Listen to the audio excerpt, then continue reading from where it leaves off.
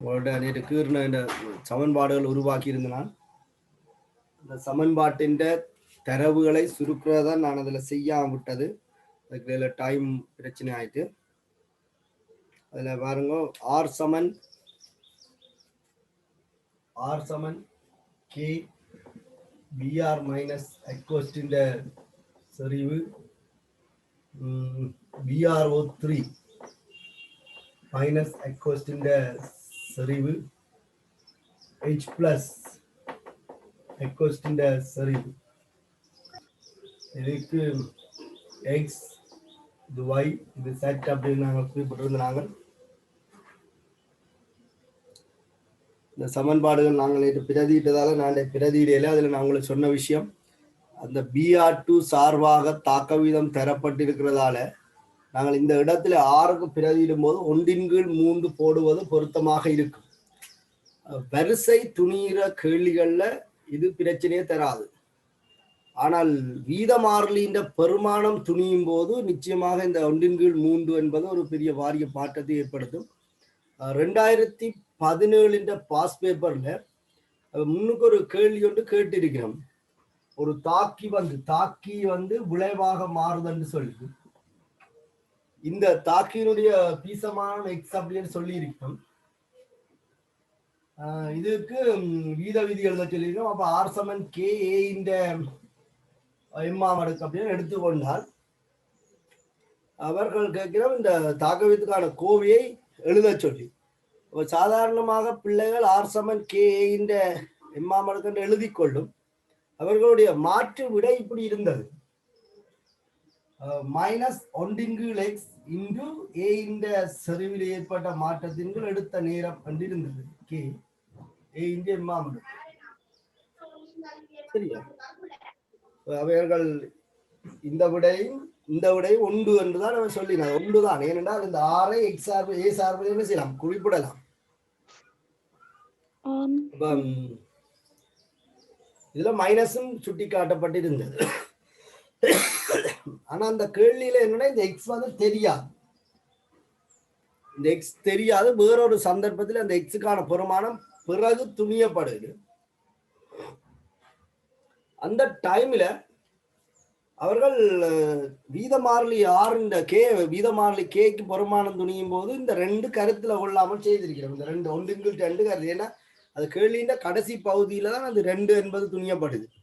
அப்ப அதுக்கு முன்னரே வீத மாறிலி வந்து அறியப்படுறதால இந்த 2 கருத்துல கொள்ளையில உண்மையில ஒரு பிரச்சனை. ஏன்னு சொன்னால் தாக்க வீதம் வந்து தாக்கி சார்பாக குறிப்பிடும் போது நேரடியாக சமன் இல்லை தான். அப்ப இந்த ஆறும் இந்த ஏ சார்பான தாக்கம் இந்த மாதிரி தான் தொடர்பட்டு. அப்ப நாங்க அதான் உங்களுக்கு சொல்றோம், இந்த 1/3 நீங்கள் மென்ஷன் பண்ணுங்கன்னு சொல்லி. அப்ப விளைவு சார்பாக குறிப்பிடப்படுறதால BR2க்கு மைனஸ் வராது. 1/3 போட்டு நான் செய்திருக்கிறேன். சரி, அப்ப இதுல நீங்கள் சுருக்கி இருக்க வேணும். நான் சுருக்கின விடையை மட்டும் சொல்றேன். என் சமன்பாடை நான் போன வகுப்பிலே பிரதிட்டு இருக்கிறதால இந்த 2வது சமன்பாட்டை 1வது சமன்பாட்டால நாங்கள் திருத்தமாக இருந்தால் 4 சமன் 4x என்று வரும். ஆகவே x சமன் 1 என்று இருக்கு. அப்ப BR மைனஸ் சார்பான வரிசை 1ஆக இருக்கும். 3வது சமன்பாட்டை 4வது சமன்பாட்டால பிரிக்கும் போது 4 சமன் 2 செட்டாம் அடுக்கு வருது. ஆக 2 அடுக்கு வந்து 2 செட் என்று சொன்னால் செட் சமன் 2 என்று எடுத்துக்கொள்ளலாம். அடுத்தது 3வது சமன்பாட்டை 2வது சமன்பாட்டால பிரிக்கும் போது எங்களுக்கு 1 சமன்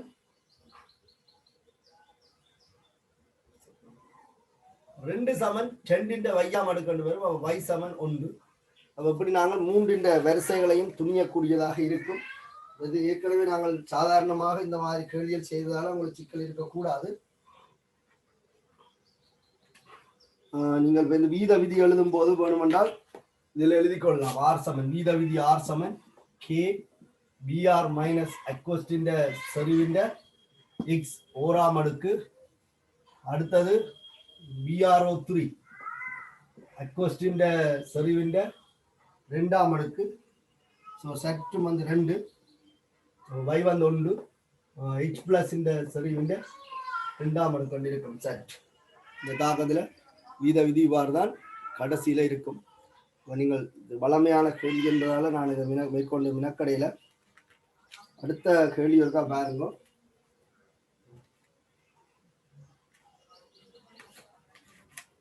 பன்னிரெண்டாவது கேள்வி. இந்த கேள்விகளை நீங்கள் பாஸ் பேப்பர் இலக்கம் இருக்கிறதால பழைய பாஸ் பேப்பரை எடுத்து உண்மையாக அதில் என்ன மாதிரி குறிப்பிடப்பட்டிருக்கன்னு எழுதுறது நல்ல. அதை நான் உங்களுக்கு சொல்லலாம். இப்போ நான் இந்த கிளாஸில் தேடிக்கொண்டு திரிகிறத விட நீங்கள் பாஸ் பேப்பரை தேடி பார்க்கலாம். உங்களுக்கும் ஒரு தேடலாக இருக்கும். பாஸ் பேப்பரில் என்ன மாதிரி ஆன்சர் குறிப்பிடப்பட்டிருக்குன்னு சொல்லி நீங்கள் செக் பண்ணிக்கொள்ளலாம். மற்றது எங்களுடைய ஆன்சரையும் நீங்கள் பார்க்கலாம். இதில் பாருங்க, ஒரு கட்டமைப்பு தரப்பட்டிருக்கு.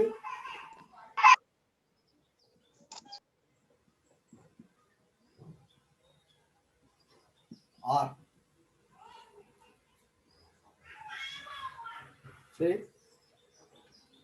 எனும் திண்மச் சேர்வை நீரில் கரையும் என கொள்க. இந்த சேர்வையின் ஒரு மூலக்கூறு நீர்க்கரசலில் மெதுவாக நீர்ப்பகுப்படைந்து ROH என்னும் மூலக்கூறுகள் இரண்டையும் இன்னொரு விளைவுகளையும் தருகிறேன்னு சொல்லி. அப்ப நீர்ப்பகுப்பு நடக்கும்போது ROH உருவாக்கப்படுகிறது என்று சொன்னால், இந்த பொறிமுறை இதுல குறிப்பிடப்படாவிட்டாலும் இதுண்ட டெல்டா மைனஸும் இதுல டெல்டா பிளஸும் சேரும். இந்த நீர்ல இருக்கிற ஹைட்ரஜனும் ஆர்ஓவும் வந்து சேர்ந்து ROH தரும். அப்ப இங்க இந்த OH மைனஸ் சேரும். இந்த OH மைனஸ் இந்த கந்தகத்துல சேரும். நீர்ப்பகுப்பு தான். அதே மாதிரி தான் நாங்கள் இதையும் கருத்துல கொண்டால்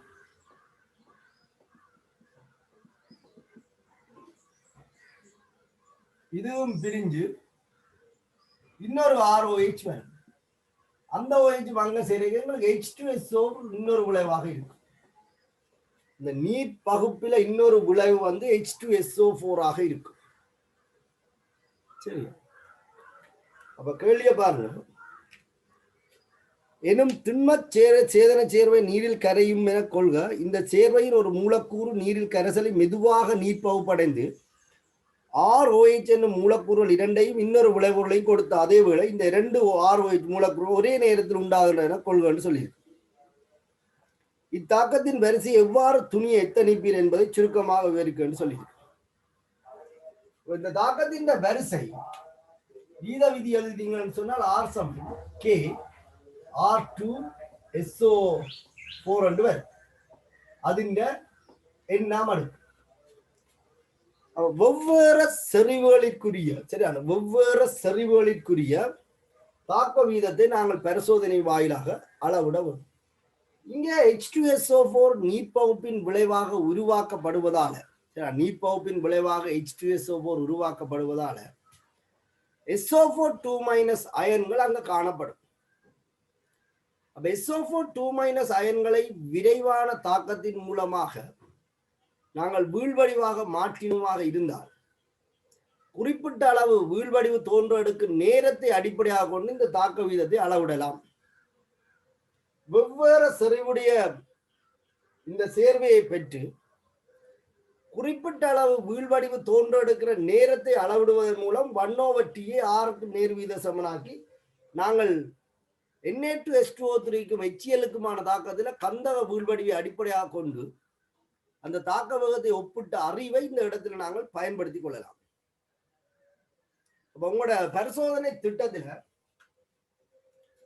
மொத்த கனவளவு மாறாமல் இருக்கக்கூடியவாறு இந்த R2SO4ஐயும் அதிண்ட கனவளவு வெவ்வேறு கனவளவுகளை எடுத்து சரிதானே வெவ்வேறு கனவளவுகளை எடுத்து எல்லா பரிசோதனையிலே ஒரே அளவு பேரியம் குளோரைடை சேர்த்தால் வார SO4 இதோடு சேர்ந்து கலங்கல் தன்மையை தரும் பேரியம் சல்பேட் வரும். அது எல்லா பரிசோதனையிலே ஒரே அளவு எடுக்க வேண்டும். ஏனென்றால் அதை நாங்கள் மாற்றக்கூடாது. மேலதிகமாக எடுத்தால் நல்ல.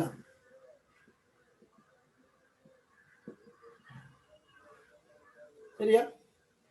எல்லா பரிசோதனையிலையும் ஒரே அளவு பேரியம் சல்பேட் எடுத்து வெவ்வேறு கனவளவு நீரையும் எடுத்து மொத்த கனவளவை மாறாது பேணினமாக இருந்தால் ஆரம்பத்தில் எடுக்கப்பட்ட கனவளவு செறிவுக்கு நேர்வீத சமனாக சொல்லலாம். இந்த பேரியம் 2+ நீர்ப்பகுப்பாளவார் SO4 சேர்ந்து பேரியம் சல்பேட் கலங்களை தோற்றுவிக்கும். நாங்கள் ஒரு வெள்ளை தாளில கருப்பு மையினால புள்ளடி அடையாளம் இட்டு முகவை அதன் மேல் வைத்து அந்த புள்ளடி மறை எடுக்கிற நேரத்தை பரிசோதனையில் அளந்தோம் என்று சொன்னால் எல்லா பரிசோதனையிலையும் புள்ளடி மறை எடுக்கிற நேரம் என்பதால ஒரே அளவு கந்தகம் உருவாகுவது, பேரியம் சல்பேட் வீழ்வடிவாக இருக்கும். அதை அடிப்படையாக கொண்டு நாங்கள் நேரத்தை அளவிட முடியும். இது பண்பறு ரீதியாக விளக்கம் கேட்கப்பட்டிருக்கிறதால நாங்கள் பரிசோதனை அவதானங்களை தெளிவாக குறிப்பிட வேண்டும். சரி, அதான் நான் உங்களுக்கு சொன்னா நீங்க பாஸ் பேப்பர்ல ஆன்சரை எடுத்து செய்து பார்த்தானே இல்லை, எல்லாம் ஸ்கீம் எடுத்து பார்க்கணும். அதுல தெளிவாக குறிப்பிடப்பட்டு அதுல T1, T2, T3, T4, T5 சொல்லி நேரம் கிடைக்கும். இதை நாங்கள் 1/T1, 1/T2, 1/T3, 1/T4, 1/T5 எடுத்து கனவளவுக்கும் 1/Tக்கும் வரைவதன் மூலம் நாங்கள் குறித்ததாக இந்த வரிசையை துணியக்கூடியதாக இருக்கும். சரி, அப்ப நீங்க எழுதும் போது என்ன மாதிரி எழுதணும்னு சொன்னால் பரிசோதனையின் சாராம்சம் எழுதணும். ஒவ்வொரு கனவளவுடைய R2SO4 பரிசோதனை குழாய்களில் எடுத்தல். அட்டவணையை போட்டுட்டு சொன்னீங்கன்னாலும் சுவாம் மேற்காட்டியவாறு கரைசல்கள் எடுத்து ஒன்றோடு ஒன்று கலத்தல். புள்ளடி அடையாளம் மறைய எடுக்கிற நேரத்தை அளவீடு செய்வதன் மூலம் விக்கும் 1/Tக்கும் விக்கும் வரைவு வரைஞ்சு வரைவின் வடிவத்தில் இருந்து வரிசையை அறியலாம் என்று முடிச்சு கொள்ளலாம்.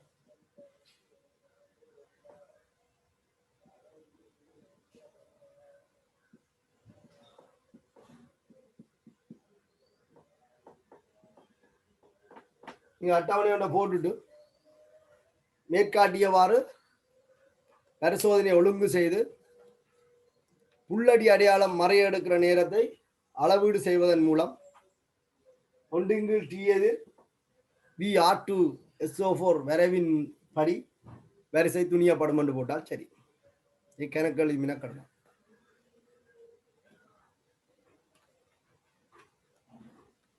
அடுத்ததும் அதே மாதிரி தான் நாங்கள் ஏற்கனவே செய்த பரிசோதனை நீங்க பரிசோதனை எழுதிக்கொள்ளலாம். H2SO3 H2O3 2- சொல்லியிருக்கு. இங்கே H3O+க்கு முடிய நடைபெறும் தாக்க வீதம் H2O3 2- செறிவுடன் மாறுபடுவதை பரீட்சித்து பார்க்கும் நோக்கத்துக்காக உங்களால் ஆய்வுக்கூடத்தில் செய்யப்பட்ட பரிசோதனை தெளிவாக சுருக்கமாக குறிப்பிடுவேன்னு சொல்லி பரிசோதனை அமைப்பு தான் கேட்டிருக்கு. ஆகவே நான் அதை விடுறேன். நாங்கள் அந்த பரிசோதனை செய்திருக்கிறோம். 14வது கேள்வி இருக்க பாருங்க.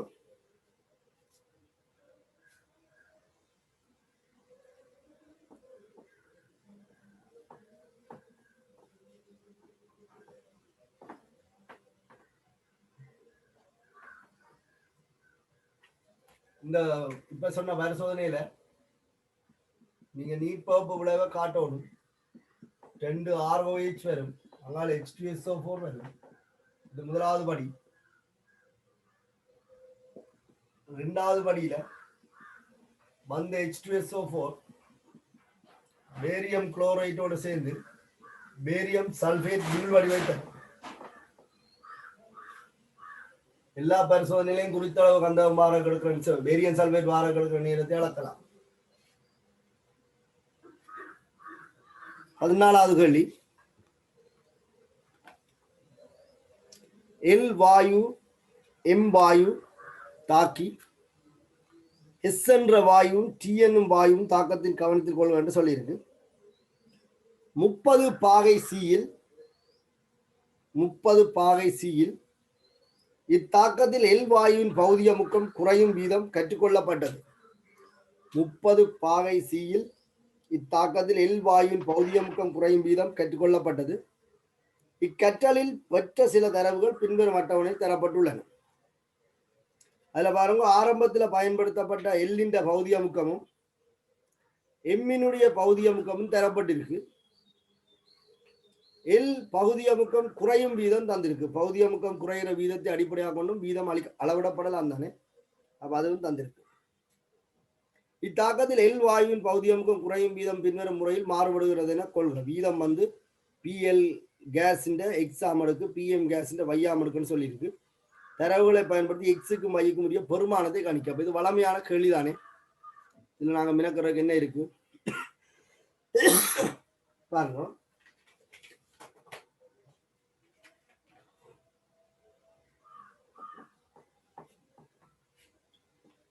அவை வந்து நேர்வீத சமன் தந்திருக்கணும். நீங்கள் அதை தவிர்த்துக் கொள்ளுங்க. ஆர் சமன் கே பிஎல் எல்லிന്റെ ഭൗതിക മുഖം അതിന്റെ എക്സ് തര പി എം വായുവിന്റെ ഭൗതികം അതിന്റെ വൈ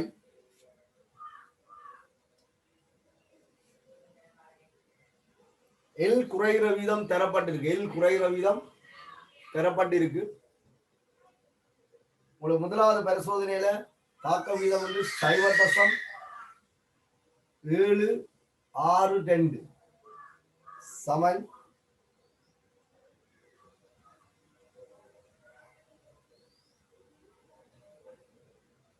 அதனுடைய எல்லினுடைய பௌதிக முக்கம் 400. അതിന്റെ എക്സ് മില്ലിമീറ്റർ ரசத்தில் அலகு இருக்கு.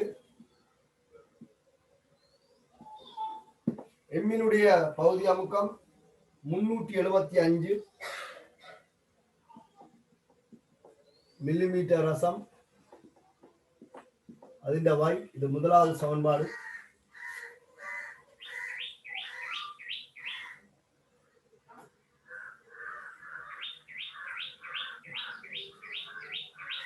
இரண்டாவது சமன்பாடு தாக்க வீதம் 0.125 அலக போட்டுக் கொள்ளுங்க. கே 400 மில்லிமீட்டர் ரசம். அதில் எக்ஸ் அங்கால 152 மில்லிமீட்டர் ரசம். அதில் வாய். இது நாங்கள் இரண்டாவது சமன்பாடு எடுத்துக்கொள்ளலாம்.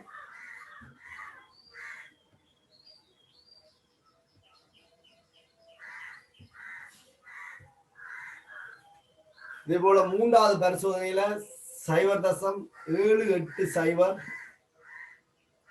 கே 291 மில்லிமீட்டர் ரசம். எக்ஸ் 400 மில்லிமீட்டர் ரசம். ஒய்.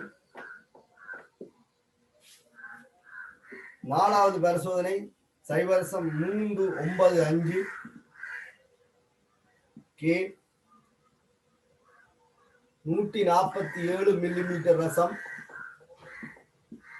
எக்ஸ் 400 மில்லிமீட்டர் ரசம்.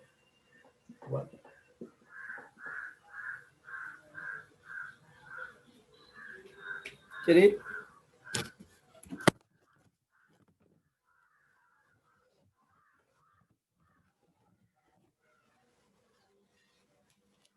இதுல பாத்தீங்கன்னு சொன்னால் ரெண்டு சமன்பாடுகள் காணப்படுது. இந்த சமன்பாடுகளை பயன்படுத்தி நாங்கள் தாக்க வீதத்தை வரிசையை காணலாம். அப்படி வரிசை கணிக்கும் போது பாருங்க, இது மடக்கையை பாவிக்க வேண்டிய ஒரு தேவைப்பாடு வரும். சரியா? மடக்கையை பாவிக்க வேண்டிய ஒரு தேவைப்பாடு வரும். நான் உங்களுக்கு ஏற்கனவே இது சம்பந்தமா சொல்லியிருக்கேன். முதல் 2 பரிசோதனையை நீங்கள் பயன்படுத்தினால் உங்களுக்கு வையுக்கான தீர்வு காணலாம். அடுத்த 2 பரிசோதனையை பயன்படுத்தினால் எக்ஸுக்கான தீர்வு காணலாம். இப்போ நான் முதலாவது பரிசோதனையை தரவுகளை 2வது பரிசோதனை தரவுகளால பிரிக்கிறேன்.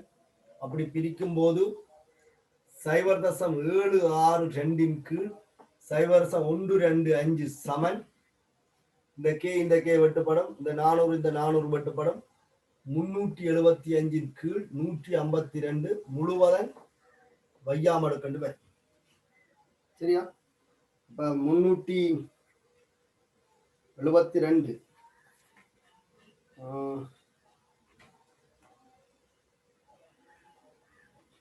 சுருக்கும் போது வையுக்கான தீர்வு நீங்க மடக்கையால் தான் சுருக்கணும். வையுக்கான தீர்வு எங்களுக்கு 2.001 வரும். அன்னளவாக நீங்கள் 2 எடுத்துக்கொள்ளலாம். மடக்கையோட பார்த்து தான் நீங்க சுருக்கணும். y சமன் 2 0 0 1. அதே மாதிரி எக்ஸுக்கான தீர்வு மடக்கையில பார்க்கும்போது எக்ஸுக்கான தீர்வு 0 9 9 6 வரும். அப்ப இதை நாங்கள் ஒன்று எடுத்துக்கொள்ளலாம். அவங்களுக்கு எக்ஸும் பையும் அறியப்படும். எக்ஸ் சமன் 1 y சமன் 2. சரியா? எக்ஸ் சமன் 1 y சமன் 2.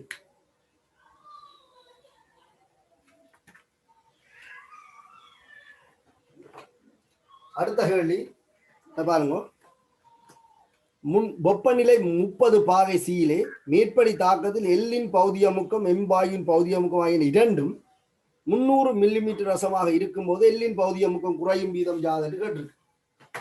இவங்களுக்கு வரிசைகள் அறியப்பட்டிருக்கிறதால மற்றது வீத மாறிலின் பெருமானமும் காண சொல்லி கேட்கல. சரியா? வரிசை அறியப்பட்டிருக்கு, வீத மாறிலின் பெருமானமும் காண சொல்லி கேட்கல. ஆகவே நாங்கள் என்ன செய்யலாம் என்று சொன்னால் 2 சமன்பாட்டை ஒன்றால பிரிக்கலாம். சரி, 2 சமன்பாட்டை ஒன்றால பிரிப்பதன் மூலம் நாங்கள் இது காணலாம்.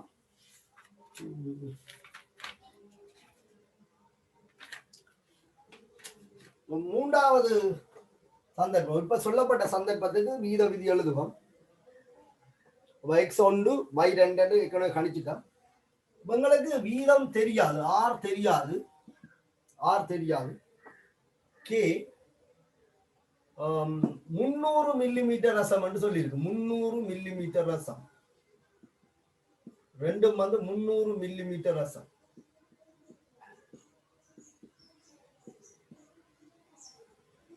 அஞ்சாவது சமன்பாடு. உங்களுக்கு எக்ஸும் தெரியும், வையும் தெரியும். அப்ப நாங்கள் ஏதாவது 2 சமன்பாட்டை பிரிவுக்கலாம். இவருக்கும் 1 இவருக்கு 2 போட்டு இவருக்கு 1 இவருக்கு 2 பிரதிட்டங்கள் சொன்னார். இரண்டாவது சமன்பாட்டை முதலாவது சமன்பாட்டால பிரித்தால் 6 கீழ் 0.762 சமன் கே வெட்டுப்படும். 400 மில்லிமீட்டர் ரசத்தின் கீழ் 300 மில்லிமீட்டர் ரசம் சமன் 375 மில்லிமீட்டர் ரசத்தின் கீழ் 300 மில்லிமீட்டர் ரசம் என இந்த பெருமானம் கிடைக்கும். சரி, நீங்கள் சுருக்கினீங்க என்றால் சரி, சுருக்கி பாருங்க. இதுல எங்களுக்கு ஆருக்கு தீர்வு கிடைக்கக்கூடியதாக இருக்கும். சரியா?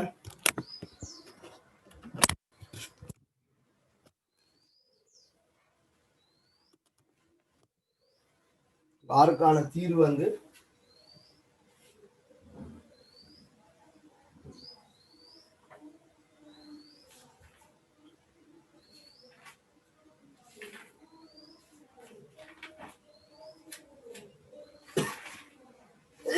எடுத்துக்கொள்ளுங்க. 6 பெருமானத்தை சுருக்கி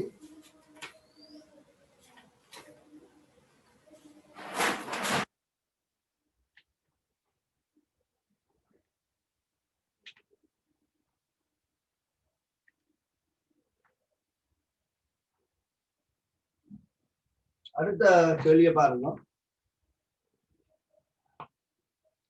நீர் தேர்ந்தெடுக்கும் குறிப்பிட்ட எளிய ரசாயன தாக்கம் ஒன்றை பயன்படுத்தி ரசாயன தாக்கம் ஒன்றின் வீதத்தில் வெப்பநிலை செல்வாக்கு செலுத்தின என்பதை தெளிவாக செய்து காட்டுவதற்கு பரிசோதனை ஒன்றை தருக என்று கேட்டிருக்கு. இப்போ நான் உங்களுக்கு சொல்லி இருக்கிறேன், முதலும் இந்த பரிசோதனை சொல்லிக்கிறோம் வெப்பநிலை தாக்க வீதத்தை எவ்வாறு பாதிக்கும் என்பதை காட்டியிருக்கிறோம்.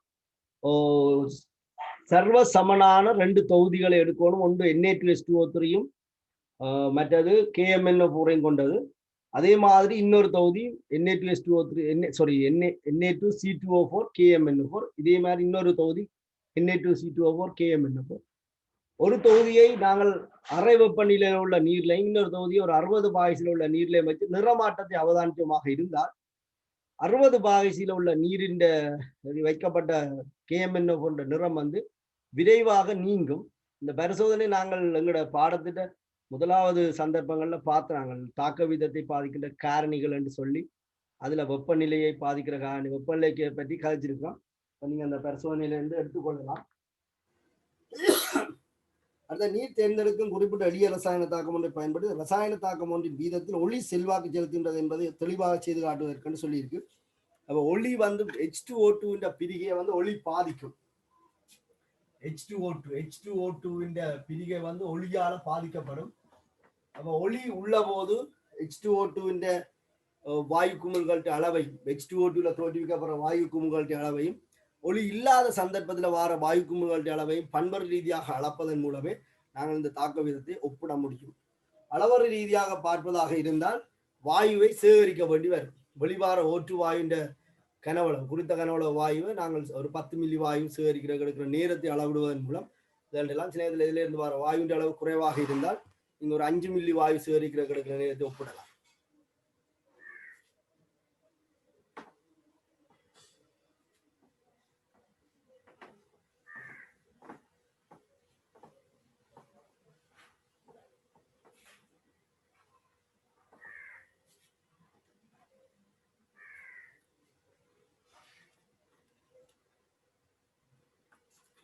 அடுத்த வெளியே பாருங்க. நீரில் கரையத்தக்க குறித்த ஒரு குளோரைட் சேர்வை QCl ஆனது நீரில் கரையக்கூடிய ஒரு சேர்வை QCl ஆனது நீர் ஊடகத்திலே மெதுவாக நீர்ப்பகுப்புக்கு உட்படுகிறது என கொள்க. இத்தாக்க வீதத்தை பின்வருமாறு எடுத்துரைக்கலாம் என கொள்கன்னு சொல்லியிருக்கோம். இதுக்கு தாக்க வீதம் R = K QCl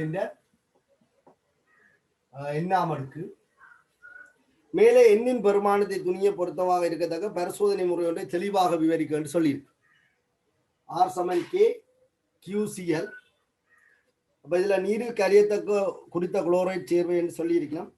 அப்ப இது அங்க ஏற்கனவே நான் சொன்னது போல QCl நீர்ல கரைஞ்சால் அல்லது நீர்ப்பகுப்பு அடைஞ்சால் Cl- அயன்கள் விடுவிக்கப்படும். இப்ப Cl- அயன்கள் Ag+ போன்ற அயன்களோட AgCl போன்ற வீழ்வடிவுகளை தோற்றுவிக்கக்கூடியவை. ஆகவே குறிப்பிட்ட அளவு AgCl வீழ்வடிவு தோன்ற எடுக்கிற நேரத்தை அளவீடு செய்வதன் மூலம் இந்த நீர்ப்பகுப்பு வேகங்களை நாங்கள் தண்டலாம். இப்ப நான் முதல் சொன்ன கேள்வியில R2SO4 மாதிரியே இந்த கேள்வியை நாங்கள் திட்டமிடலாம். வெவ்வேறு செறிவுகளுடைய QCl கரைசல்களை தயாரித்து அதற்கு நாங்கள் ஒரே அளவு AgNO3 கரைசலை சேர்த்து குறித்த அளவு வீழ்வடிவு தோன்ற எடுக்கிற நேரத்தை அளவீடு செய்வதன் மூலம் அவருடைய வரிசையை துணியலாம் சொல்லி நீங்கள் எழுதி கொள்ளலாம். அதுல அந்த R2SO4 என்ற பரிசோதனை முறையை நீங்கள் பயன்படுத்தி கொள்ளுங்கள். அடுத்த கேள்வியும் அப்படித்தான் தியரி கேள்வி. 16வது A பகுதி. பின்வரும் தாக்கத்தை கருதுக. அதாவது H2O2க்கும் KI-க்குமான தாக்கம். ஏற்கனவே நாங்கள் கேள்வி 4வது கேள்வி நினைக்கிறோம். 4வது கேள்வியில இந்த பரிசோதனை பார்த்திருக்கிறோம். பின்வரும் தாக்கத்தை கருதுக. H2O2 KI HCl. இங்க I2வும் H2Oவும் KCl உருவாகுது. H2O2 தொடர்பாக தாக்கத்தின் வீதம் R பின்வருமாறு எடுத்துரைக்கப்படலாம். அதாவது தாக்க வீதம் R K H2O2 செறிவின் எண்ணாம் அடுக்கு அப்படின்னு சொல்லி எடுத்துரைக்கப்படலாம்னு சொல்லியிருக்கு. இக்கோவையில் எண்ணெய் துணிவதற்கு எளிய பரிசோதனை தர சொல்லியிருக்கு. என்ன KI செறிவையும் HCl செறிவையும் மாறாது வைத்து H2O2 செறிவை மாற்றி குறிப்பிட்ட அளவு அயடின் உருவாவதற்கு எடுக்கிற நேரத்தை அளவீடு செய்வதன் மூலம் நாங்கள் இந்த வரிசையை துணியலாம். இந்த 4வது கேள்வியில நாங்கள் தரவுகளோட இந்த கேள்வி செய்திருக்கிறோம். இது கிட்டத்தட்ட Fe3+க்கும் I-க்குமான தாக்கத்தின் பரிசோதனை ஒத்தது. பழைய சிலபஸ்ல இந்த பரிசோதனை இருந்தது. 2011 சிலபஸ்ல அப்டேட் பண்ணியிருந்தது. அவை அந்த கேள்விகள் எல்லாம் அந்த H2O2க்கும் I-க்குமாக இருக்கும். அடிப்படை விஷயம் ஒன்றுதான். அடுத்த கேள்வி 14வது கேள்வியை பாருங்க. 17வது கேள்வி.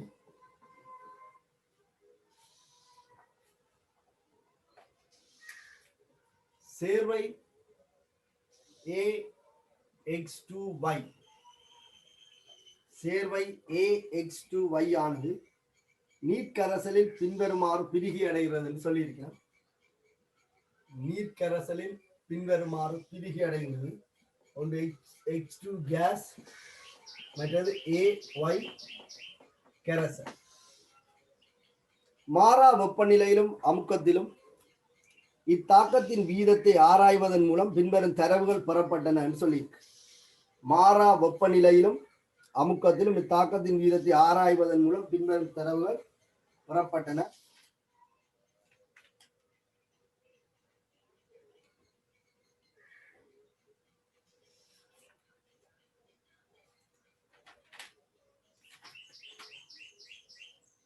இதுல பாத்தீங்கன்னா AX2Y செறிவு 0.6 உள்ள போது 10 சென்டிமீட்டர் X2Y வெடிப்பதற்கு எடுத்த நேரம் 62.5 AX2Y இந்த செறிவு 0.5 குறையும் போது 10 சென்டிமீட்டர் கனம் X2 எடுப்பதற்கு நேரம் 108.0 என்று சொல்லி இருக்குது. AX2Y இந்த செறிவு 0.4 மூல் டெசிமீட்டர் மைனஸ்ல இருக்கும்போது மேலே பயன்படுத்தப்பட்ட வெப்பநிலையிலும் அமுக்கத்திலும் குடிபெயர்வு நேரத்தை கணிக்கன்னு சொல்லி இங்க தாக்கி ஒன்றாக இருப்பதால சரிதான் தாக்கி ஒன்றாக இருப்பதால நாங்கள் தாக்கியினுடைய வரிசையை 2 பரிசோதனையாலே காணலாம். அப்ப R சமன் K AX2Y இந்த செறிவின் எம்மாம் அடுக்கு இதுக்கான வீத விதி எழுதி கொள்ளலாம். முதலாவது பரிசோதனையில எல்லா சந்தர்ப்பத்திலையும் 10 சென்டிமீட்டர் கனம் வாயு சேகரிக்க எடுத்ததால நாங்கள் 1/T கருதலாம். 62.5 செகண்ட் எடுத்துக்கொள்ளலாம். K செறிவு வந்து 0.6 மூல் டெசிமீட்டர் மைனஸ் 3 அதிண்ட எண்ணாம் அடுக்கு. இது முதலாவது பரிசோதனை. இரண்டாவது பரிசோதனையும் அதே அளவு கனவளவு தான் சேகரிக்கப்பட்டிருக்கு. நீங்க பிரதிட்டு கொள்ளுங்க. 108.0 சமன் K இது வந்து 0.5 மூல் டெசிமீட்டர் மைனஸ் 3 அதிண்ட எண்ணாம் அடுக்கு. இது சமன் 10. இந்த 2 சமன்பாட்டையும் பயன்படுத்தி நாங்கள் வரிசையை துணியலாம். இரண்டாவது பரிசோதனையை முதலாவது பரிசோதனையை இரண்டாவது பரிசோதனையாளர் நாங்கள் பிரித்தோம் என்று சொன்னால் எங்களுக்கு 108/62.5 என்று சொல்லி ஒரு விட கிடைக்கும். இது 0.6/0.5 எண்ணாம் அடுக்காக இருக்கும். ஆகவே நீங்கள் இதை சுருக்க வேணும். சுருக்கி ஏதாவது விட சொன்னா நல்லா.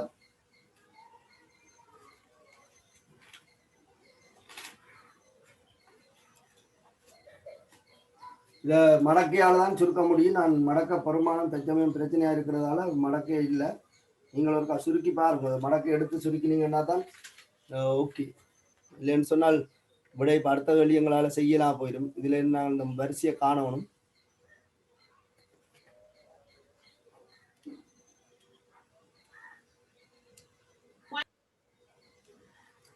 எவ்வளவு வருது மடக்க பெருமானத்தை இருக்க பாருங்க. மடக்க இருந்தா மடக்கையில பாருங்க.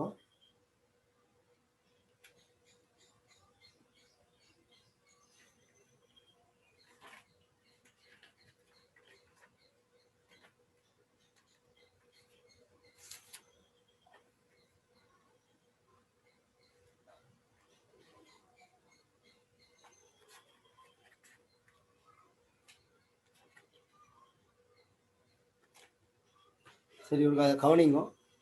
இதை சுருக்கேக்குள்ள இப்படி ஒரு பருமானம் வருது. நீங்க ஒரு செக் பண்ணி கொள்ளுங்க. n சமன் 3 வரும் சார். n 3 வருதா? ஆம் சார். சரி, ஓகே. சரி, இப்ப என்ன நாங்கள் சுருக்க வேணும்.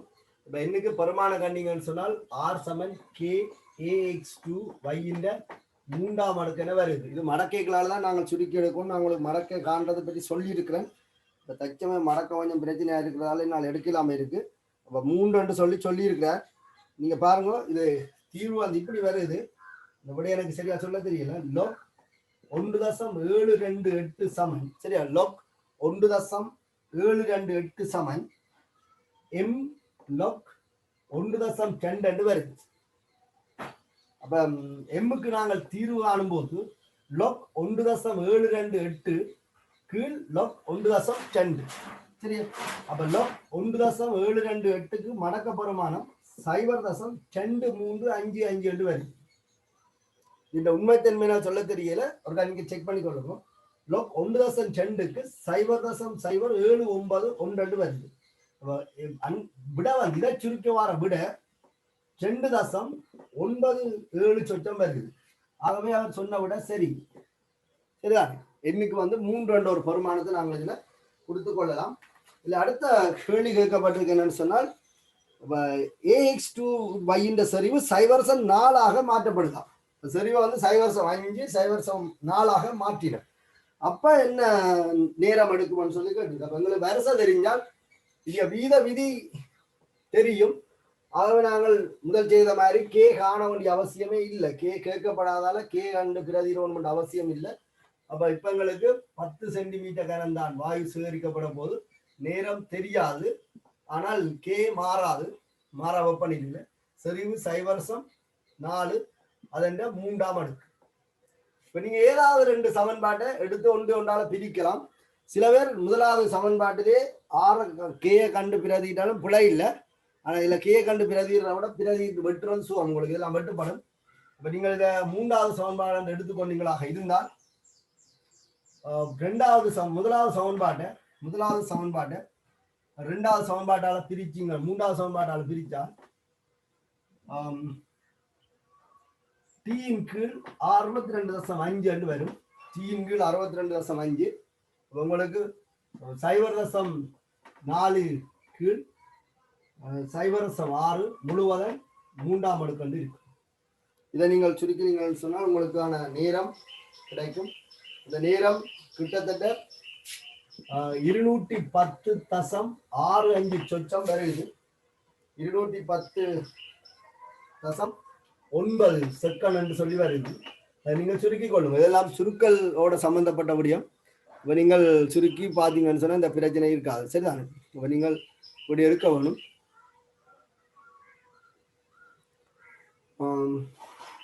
210.9 செகண்ட் வருது. இதை போட்டு எடுத்தால் சரியா? அடுத்தது 18வது கேள்வி. சாதாரண வெப்பநிலையிலும் அமுக்கத்திலும் ஐதரசன் குளோரைட் வாயு குறித்த விழுமிய உலோகம் ஒன்றின் ஊக்கல் தாக்கத்தின் மூலம் மிகச்சிறிய அளவிற்கு பிரிகை அடைகிறது என கொள்க.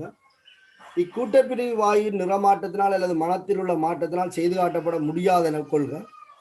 மேலே குறிப்பிட்ட ஊக்கப்பிரிகை உண்மையில் நடைபெறுகின்றது என்பதை ரசாயன முறை ஒன்றினால் காட்டுவதற்கு நீ எங்கன முற்படுவீர் என்பதை சுருக்கமாக விளக்கு என்று சொல்லியிருக்கு. அவருக்கு அந்த கேள்வியை பாருங்க.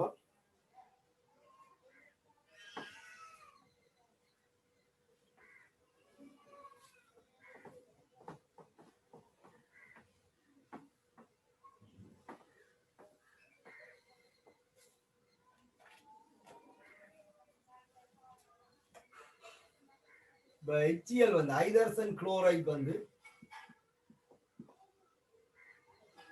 ஏதோ ஒரு விழுமிய உலோகத்தால ஊக்கப்பட்டு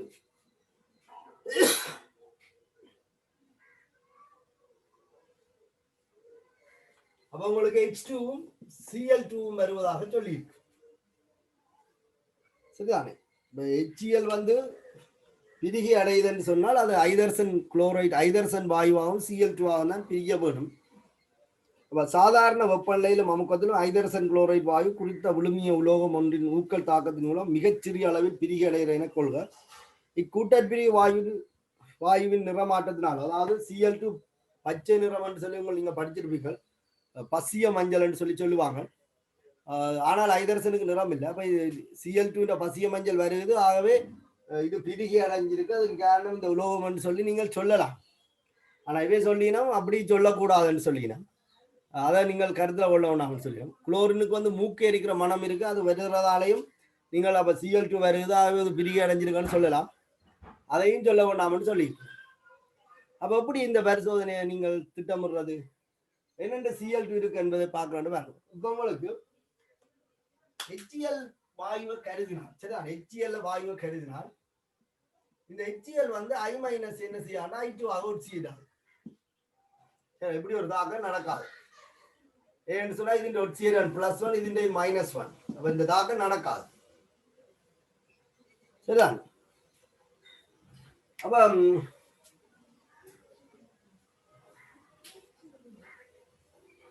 ஒரு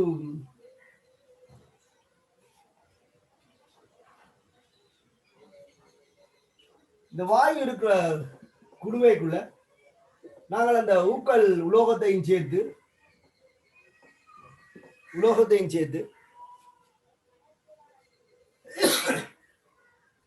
I- நீர்க்கரசலையும் சேர்த்தோமாக இருந்தால்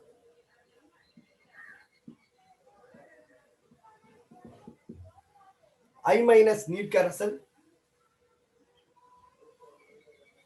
விரும்பினால் இன்னும் தெளிவாக அவதானிக்கிறக்காண்டி கார்பன் நாட்குளோரைட் I- நீர்க்கரசல் இப்படி சேர்த்தோமாக இருந்தால் கார்பன் நாட்குளோரைடும் நீரும் கரையாது, ஒன்றில் ஒன்று கரையாது.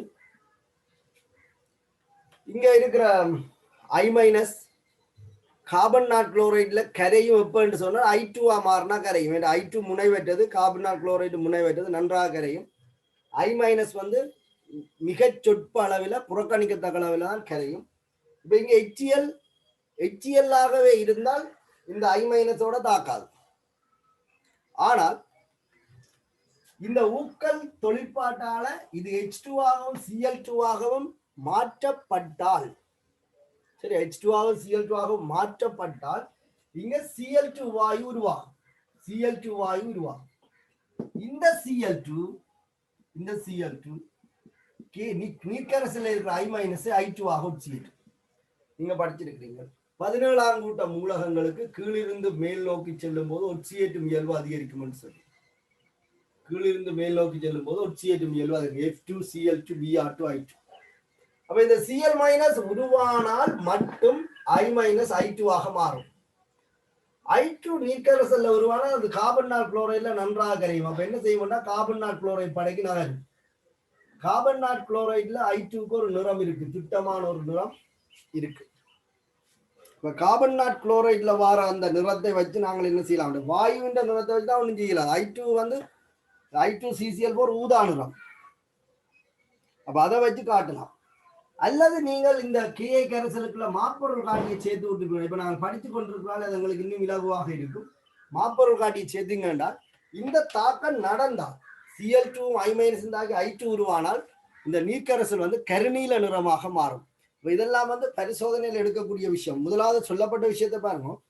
சாதாரண வெப்பநிலையிலும் அமுக்கத்திலும் ஐதர்சன் குளோரைட் வாயு குறித்த ஒளிமிய உலோகம் ஒன்றின் ஊக்கல் தாக்கத்தின் மூலம் மிகச்சிறிய அளவிற்கு பிரிகை அடைகின்றது. சாதாரணமாக அந்த பிரிகை சாத்தியம் இல்லை.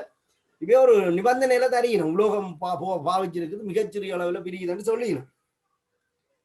இக்கூட்டப்பிரிவு வாயுவின் நிறமாட்டத்தினால், இந்த வாயுவின் நிறமாட்டத்தால அல்லது அந்த வாயுவின் மனத்தால உணரக்கூடியது இல்லை.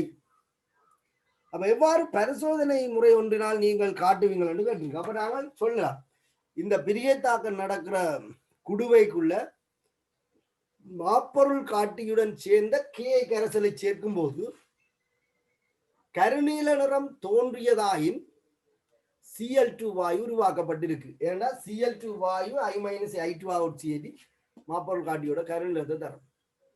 அல்லது நீங்கள் கார்பன் நாட்குளோரைட் கியை கரைசலோட கலவையை சேர்த்தீங்களாக இருந்தால் சிறிது நேரத்தின் பின் கார்பன் நாட்குளோரைட் வந்து ஊதா நிறமாக மாறும். ஏன்னா அங்க I2 வந்தால் ஊதா நிறமாக மாறும். இதன் மூலமாக நீங்கள் இந்த பரிசோதனையில இந்த தாக்கம் நடக்குது என்பதை உறுதிப்படுத்திக் கொள்ளலாம். இந்த Cl2 வாயுவின்றையோ அல்லது H2 தான் உங்களால் உறுதிப்படுத்த முடியாது. சரிதானே?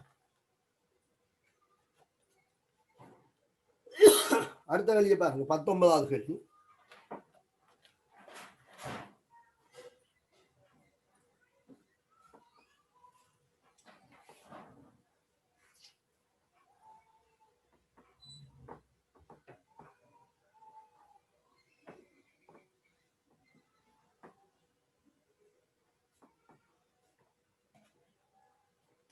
எதையில் புரோப்பனோவேட்டுக்கு நீப்போப்பு தாக்கம் ஐதான் H2SO முன்னிலையில் ஊக்குவிக்கப்படுகின்றது.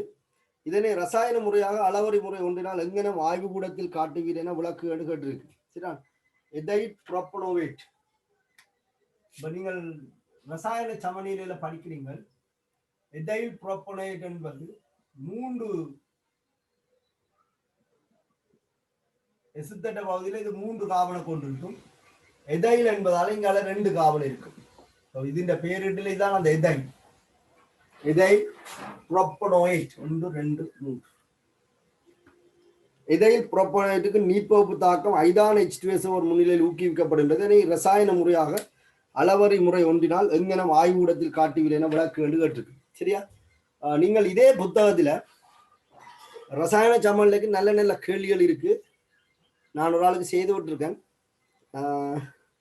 ஒரு கேள்வி ஒன்று இருக்குது, கேசி துணிகிற கேள்வி. இந்த புத்தகத்துல ரசாயன சமநிலையில இருக்கு பாருங்க. கேசி துணிகிற கேள்வி. ஒரு குறிப்பிட்ட அளவு அசெட்டிக் அமிலமும் குறிப்பிட்ட அளவு எத்தனோலும் எடுத்து சமநிலை அடைய விட்டிருக்கணும். அந்த சமநிலையில கலவை, சமநிலை கலவையில இருந்து 100ல் ஒரு பகுதி எடுத்து NaOH பயன்படுத்தி பினோப்தலின் காட்டி முன்னிலையில நியமிக்கப்பட்டு அந்த சமநிலையில இருக்கிற கூறுகள்கிட்ட செறிவுகள் அளக்கப்பட்டு கேசி வந்து பரிசோதனை வாயிலாக துணியப்பட்டிருக்கு. அந்த கேள்வியின் அறிவை நீங்க இதுல பயன்படுத்தலாம். இது ஒரு எசுத்தர், சரி, இது ஒரு எசுத்தர். எசுத்தருக்கு நீட்பகுப்பு இல்லை அப்படி என்று சொன்னால், எசுத்தருக்கு நீட்பகுப்பு இல்லை என்று சொன்னால் நீர்க்கரசலுக்கு யார் மட்டும் இருக்கும்? இந்த எசுத்தர் மட்டும்தான் இருக்கும். நீர்ப்பகுப்பு இருந்தால் என்ன நடக்கும்? நீர்ப்பகுப்பு இருந்தால் என்ன நடக்கும்?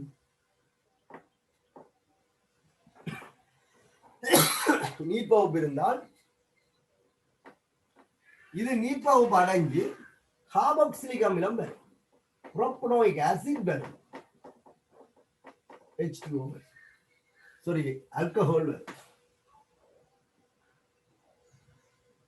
இப்ப எதைல் என்பதால எத்தனால் வரும். வளமையாக இந்த தாக்கத்தை நீங்கள் இந்த மாதிரி தான் படிச்சிருக்கீங்க. கார்பாக்சிலிக் அமிலத்துக்கும் ஒரு கார்பாக்சிலிக் அமிலத்துக்கும் எத்தனோலுக்குமான தாக்கம் அப்படின்னு நீங்க படிச்சிருக்கீங்க. எத்தனோலுக்குமான தாக்கம் இதுல எசுத்தரும் நீரும் வரும் என்று படிச்சிருக்கீங்க.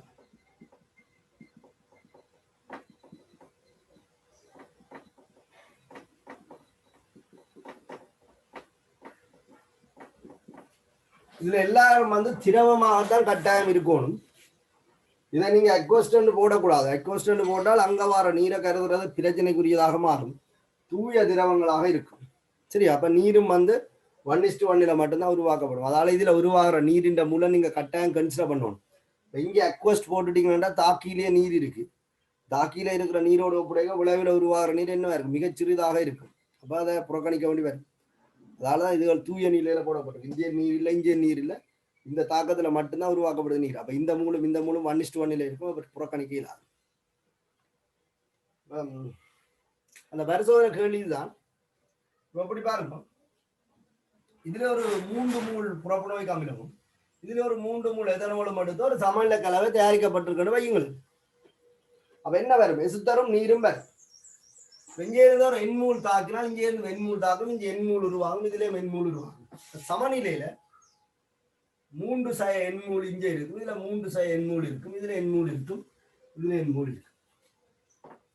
இந்த தாக்கத்தினுடைய கேசியை நாங்கள் பரிசோதனை வாயிலாக அளக்கும்.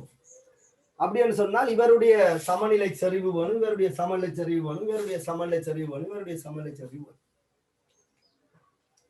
விளைவுகள்கிட்ட சரிவுகளின் கீழ் பீசமானத்துல வலுவேற்றப்பட்ட பெருக்கத்துக்கும் தாக்கின்ற சரிவின்ற பீசமானத்துல வலுவேற்றப்பட்ட பெருக்கத்துக்கும் இடையிலான விகிதம் தான் சமநிலை. இது சமநிலை மாறும். அப்ப இந்த தாக்கத்தை, இந்த சமநிலை தாக்கத்துல கேசி நீங்க அறிய வேணும்னா அளக்கவல். இதுல பாத்தீங்கன்னா அல்கஹால், இது எசுத்தர், இது நீர், இது கார்பாக்சிலிக் அமிலம். நாங்கள் இந்த சமநிலை கலவையை ஒரு வெண்காரத்தால நியமிச்சால், சமநிலை கலவை ஒரு வெண்காரத்தால நியமிச்சால் இது மட்டும்தான் தாக்கும். இதுவும் தாக்காது, இதுவும் தாக்காது, இதுவும் தாக்காது. சாதாரணமா சரிதான் தாக்காது. ஆனால் இது நீர்ப்பகுப்படையும். இதுல ஒரு சின்ன பிரச்சனை இருக்கு. நீங்கள் இந்த அசெட்டிக் அமிலத்தை நியமித்தால் இது உப்பாக மாறி சமநிலையில இருந்து அகற்றப்பட இந்த எசுத்தர் என்ன செய்வோம்னா பிரிஞ்சு இதை உருவாக்கி கொண்டிருக்கும். ஃபுல்லா இது பிரிஞ்சு வரும். இலட்சட்டலின் தத்துவத்தை பற்றி யோசிக்க வேண்டி வரும் இந்த இடத்துல. அப்ப நீங்கள் இந்த சமநிலை கலவையை நியமிச்சு போட்டு அது இந்த எண்ணியோஜின் மூலம் புரோப்பனோயிக் அமிலத்தின் மூலம் சமன் என்று சொல்லி விட்டுருங்கள் சின்ன நேரத்தில்.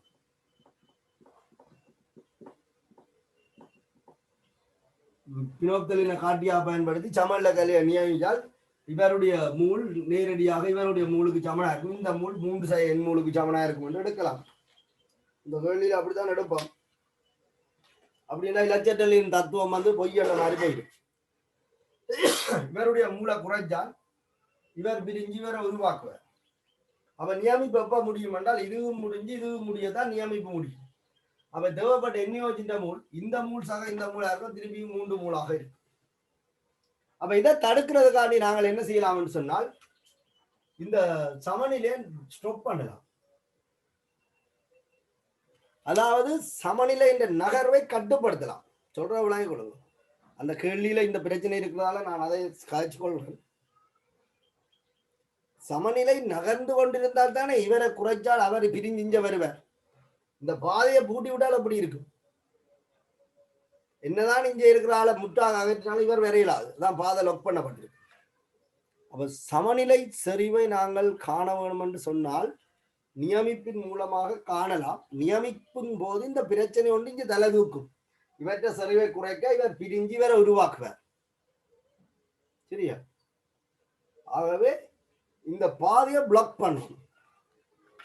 இந்த பாதையை பிளாக் பண்றதுன்னு சொன்னால் சமநிலை என்ற நகர்வை இல்லாமல் பண்ணணும். சமநிலை அடையும் வரைக்கும் அனுமதிச்சுட்டு சமநிலை அடைஞ்சா பிறகு பாதை பிளாக் பண்ணப்படணும். பிளாக் பண்றதுக்காக நாங்க என்ன செய்யறாங்கன்னு சொன்னால் சமநிலை கலவைக்கு குளிர் நீர் சேர்க்கிறாங்க. ஐஸ் வாட்டர்னு சொல்றது.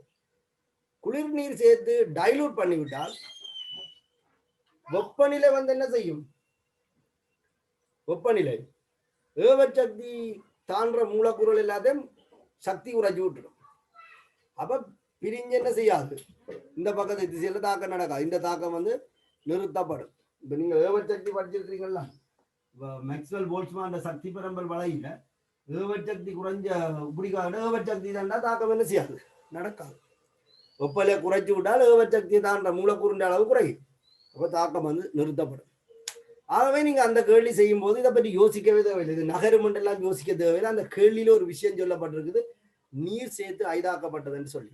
உண்மையிலே அதில் ஐஸ் வாட்டர் சேர்க்கணும், குளிர் நீர் சேர்த்து ஐதாக்கணும். சமநிலை என்ற நகர்வு கட்டுப்படுத்தப்படும். அப்ப நீங்கள் எண்ணியோஜின் மூல் சமநிலையில உள்ள அசிட்டின் மூலுக்கு சமன் என்று எடுக்கலாம். அப்ப அது 3 - Nக்கு சமனா இருக்கும். அப்ப என் தெரிஞ்சால் இது தெரியும், இது தெரியும், இது தெரியும், கேசி காணலாம். அந்த கேள்வி ஒருக்கா செய்து பாருங்க. ரசாயன சமநிலையில இப்படி ஒரு கேள்வி இருக்கு. ரசாயன சமநிலையில இந்த சித்தட்ட கேள்வி ஒன்று இருக்கு, செய்து பாருங்க. நீங்க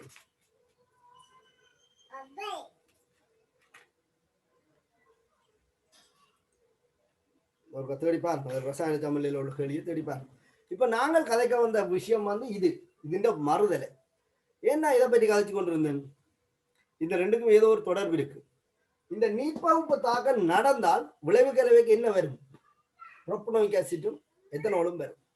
அப்ப நாங்கள் நீர்ப்பகுப்பு நடக்குது என்பதை வெள்ளனை என்னென்று காட்டினாங்க? Cl2 உருவான தாக்கம் மாதிரி ஒன்று காட்டினாங்க. HCl பிரிஞ்சு Cl2 வந்தால் Cl2 என்ன செய்யும்? I - I2 அவுட் செய்யும். அதுபோல நாங்கள் என்ன செய்யலாம்னு சொன்னால் இந்த அசிட்டை நாங்கள் காட்டலாம். இப்ப கேள்வியா தானே, எதைல் புரோப்பனோவேட்டுக்கு நீர்ப்பகுப்பு தாக்கம், எதைல் புரோப்பனோவேட்டின் நீர்ப்பகுப்பு தாக்கம் ஐதான H2SO4 முன்னிலையில், ஐதான H2SO4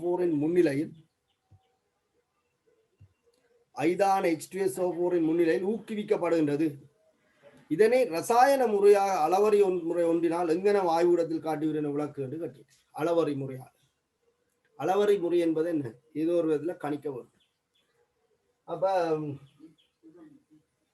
தாக்க கலவைக்கு சரியா, இந்த ரசாயன சமநிலையில 4வது கேள்வியா இருக்குன்னு போட்டிருக்கேன். ஒரு செக் பண்ணி பார்ப்போம். சரியா? ஓகே, இதுல பாருங்க, நீர்ப்பகுப்பு அடைஞ்சால் புரோப்பனோயிக் ஆசிட்டும் எத்தனோலும் வரும். திருப்பி இது ரெண்டும் சேர்ந்து என்ன செய்யும்? இதை உருவாக்கும். அப்போ ஒரு சமநிலை பெறப்படும்.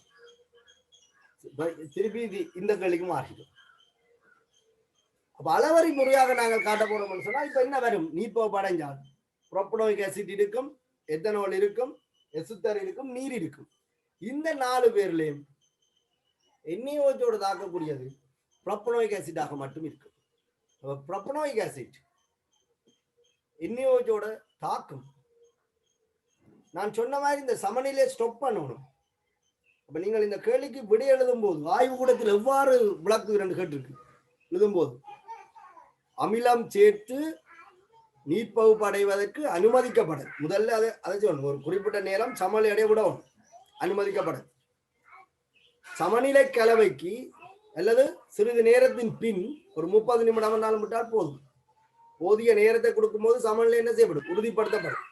நடந்தா தாக்கம் நடந்தா சமநிலை உறுதிப்படுத்தப்படும். சமநிலை கலவைக்கு குளிர் நீர் சேர்த்து ஐதாக்கி பினோப்தலின் காட்டி முன்னிலையில NaOH நியமிப்பதன் மூலம் விளைவு கலவையில உள்ள அசெட்டிக் அமிலத்தின் மூல், ஸோ புரோப்பனோயிக் ஆசிட்டின் மூல் வந்து அளவறு ரீதியாக அளவிடப்படும். அப்ப புரோப்பனோயிக் ஆசிட் உருவாகி இருக்குதுன்னு சொன்னால் இந்த எசுத்தர் என்ன செய்திருக்கு, நீர்ப்பகுப்பு அடைஞ்சிருக்கு. ஆகவே இந்த எசுத்தர் இவ்வளவுக்கு நீர்ப்பகுப்பு அடையுதுன்னு சொல்லி அளவறு ரீதியாக நாங்கள் கொடுக்கலாம். எதுவுமே ஒரு நல்ல ஒரு கேள்வி. அந்த ரசாயன தமிழ்ல கேள்வின்ற ஒரு பக்கம் தான் இது. நீங்கள் இந்த பக்கத்தை பற்றி இதுல கதைக்கிறீங்க, அங்க சமநிலை கேசிகான்ற கேள்வி இருக்கு, நீங்க அதை செய்து பாருங்க, நல்ல கேள்வி. ஆனா சமநிலை நகரும், அந்த நகர்வை நாங்கள் பிளாக் பண்ணணும். பிளாக் பண்றதுக்காக நாங்கள் இந்த இடத்துல கையாளுற டெக்னிக் தான் இந்த குளிர் நீர் சேர்த்து ஐதாக்குறது. சரி, அப்ப நீங்கள் அதே முறைக்கா பார்த்துக்கொள்ளுங்க. இதுல அடுத்த கேள்வி கியூ 19வது கேள்வி. அதுல பி பகுதி.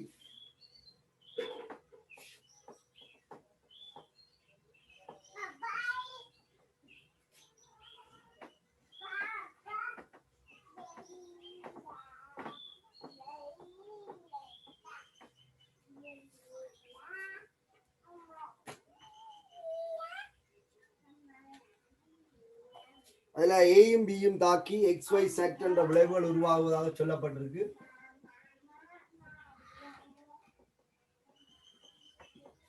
ஏயும் பியும் தாக்கி XY செட் என்று சொல்லப்படுற விளைவுகள் உருவாகுவதாக சொல்லப்பட்டிருக்கு. இதுல வீதம் கே, ஏ இந்த எம்மாம் அடுக்கு, பி இந்த எண்ணாம் அடுக்குன்னு சொல்லி தரப்பட்டிருக்கு. 3 பரிசோதனை தரவுகள் தரப்பட்டிருக்கு. வீதம் எண் பெருமானத்தோட கியூவோட தொடர்படுத்தி இருக்கணும். சாதாரணமாக செய்யலாம் என்று நினைக்கிறேன். இதுல வாழ்க்கை 3 தரவுகளை நான் வீத விதியில பிரதிக்கிறேன். முதலாவது 1.00 into Q, சரியா, சமன் கே. ஏயினுடைய செறிவு 1.1 தர 10⁻³ எம் and எம்மாம் அடுக்கு 1.2 தர 10⁻³ இது எண்ணாம் அடுக்கு. இது முதலாவது சமன்பாடு. இது 1.07 சாரி 107.9 தர Q சமன் கே 3.29 தர 10⁻³ எம்மாம் அடுக்கு. இது 1.42 தர 10⁻³ எண்ணாம் அடுக்கு. இரண்டாவது சமன்பாடு. மூன்றாவது சமன்பாடு 27.15 into Q கே 3.32 தர 10⁻³ எம் இந்த எம்மாம் அடுக்கு. 1.19 தர 10⁻³ இந்த எண்ணாம் அடுக்கு. மூன்றாவது சமன்பாடு.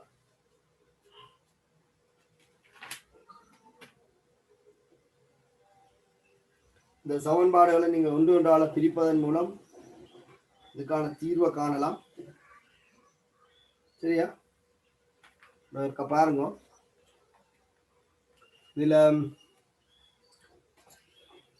முதல் 2 சமன்பாட்டிலையும் பி இந்த செறிவு மாறுது. அது என்ன அன்னளவாக முதலாவது சமன்பாட்டையும் 3வது சமன்பாட்டையும் பிரியோகித்தால் என்ன காணலாம். அதே மாதிரி 2வது சமன்பாட்டையும் 3வது சமன்பாட்டையும் பிரியோகித்தால் எம் காணக்கூடியதாக இருக்கும். இதுல நீங்கள் சுருக்கி பாருங்க.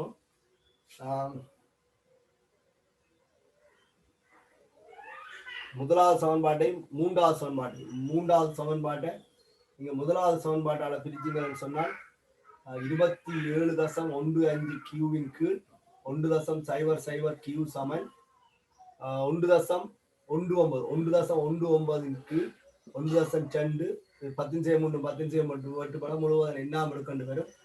கியூ எல்லாம் வெட்டுப்படும். இது நான் இப்ப மடக்க பிரச்சனையா இருக்கால நான் சொல்றேன். இது 27, இது கிட்டத்தட்ட 1 எடுக்கலாம். 27 சமன் 1 எண்ணாம் அடுக்கு. 1 தான் எண்ணாம் அடுக்குன்னு சொன்னால் என் சமன் 0 வரவன் மன்னிக்கிறேன் நான். அப்படித்தான் வருது.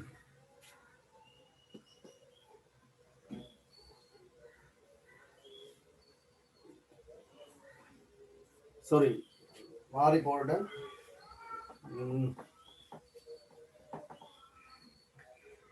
இந்த முதலாவது சமன்பாட்டை மூன்றாவது சமன்பாட்டால பிரிக்கும் போது சொல்லியா 27.15 கீழ் 1 இதுவும் கியூ சமன் இது வெட்டுப்பட்டுடும். அதுதான் அன்னளவா வெட்டோன்னு மட்டும் நான் யோசிச்சுட்டு விட்டுட்டேன். இது நாங்கள் கிட்டத்தட்ட 3 அண்டு வரும். இது 33 இது 11 எடுத்தா கிட்டத்தட்ட 3 அண்டு வரும். நீங்க மடக்கையில சுருக்குங்கோ 3ன் எம்மாம் அடுக்கு.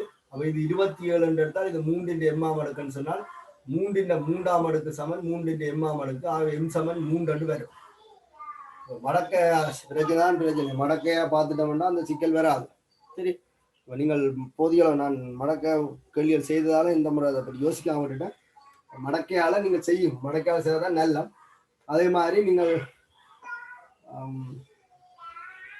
ஒரு முதல் ரெண்டையும் மூன்றையும் பயன்படுத்தினால் உங்களுக்கு இது ரெண்டு சரிவு சமனா இருக்கிறதால அன்னளவா சமனா இருக்கால வெட்டலாம். இதுவும் ஓரளவுக்கு மடங்குல வரும். நீங்கள் ரெண்டாவது சமன்பாட்டை மூன்றாவது சமன்பாட்டால பிரிச்சிங்கன்னு சொன்னால் இது கிட்டத்தட்ட 107. இது 27.15 அதாவது தசத்துலதான் வரும். சுருக்கத்தான் போடும்.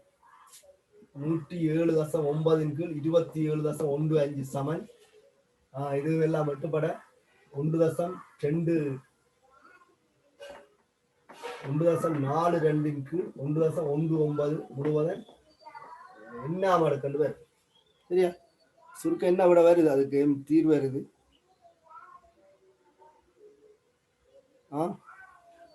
எனக்கு தீர்வு இருக்கா பாருங்க. மடக்கையில நீங்க சுருக்கி எடுக்கணும். எடுத்துங்கன்னா அது இந்தபடி ஓகேயா இருக்கும். சரியா, என்னைக்கான தீர்வு வேணும்னா பார்த்துக்கொள்ளுங்க. இந்த மடக்கையில சுருக்கி பாருங்க. இந்த மடக்கையில தான் வரும். இதை நாங்கள் அப்படி எடுக்கலாதான். இது 90 சொச்சத்துக்கு இருந்தால் தானே வரும். இல்லைன்றால் 4 மடங்கா வரும் கிட்டத்தட்ட. நீங்க மடக்கையிலேயே சுருக்கினீங்கன்னா இந்த சரியான பிரமாணத்தை எடுத்துக்கொள்ள முடியும்.